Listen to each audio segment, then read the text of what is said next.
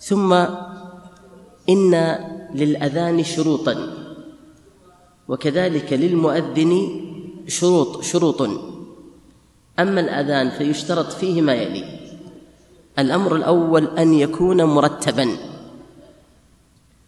وقد ذهب إلى هذا المالكية والشافعية والحنابلة، والدليل على هذا أن هذا هو الأذان المنقول عن رسول الله صلى الله عليه وسلم، فلا يعرف الأذان إلا بأن يسمع الأذان الذي أقره رسول الله صلى الله عليه وسلم وأقرته الشريعة. هذا أولا. ثانيا، من أذن أذانا غير مرتب فقد وقع في الإحداث والبدعة، لأنه تعبد بعبادة على خلاف الطريق التي جاءت بها الشريعة. إلا أن الأوضح من ذلك هو أن هذا الأذان هو الأذان الذي جاءت به الشريعة، وهو الذي يعرف به دخول الوقت إلى غير ذلك من الأحكام الشرعية. فإذا لم يرتب لم تعرف هذه الأحكام، لأن الأحكام علقت على الأذان الذي أقره رسول الله صلى الله عليه وآله وصحبه وسلم. الشرط الثاني الموالاة، بمعنى ألا يفصل بين كلمات الأذان بما سيأتي ذكره إن شاء الله تعالى. وقد ذهب إلى شرط الموالاة المالكية والحنابلة، والدليل على ذلك أن الأذان الذي أقرته الشريعة هو أذان بموالاة بلا فصل طويل، فإنه لو قدر أن أحدا قال الله أكبر وسكت ثلث ساعة لما علم أنه يؤذن. فإذا الأذان الذي جاءت به الشريعة هو الأذان المتوالي، وهو الذي يعرف بأنه الأذان. مسألة: ما المقدار الذي يصح فصله بين كلمات الأذان؟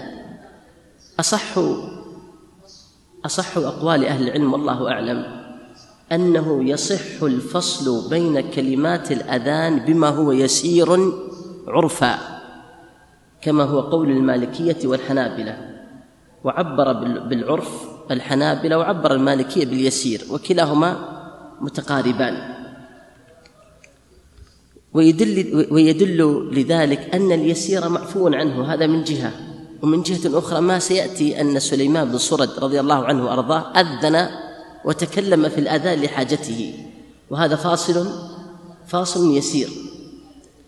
مسألة: يصح الكلام أثناء الأذان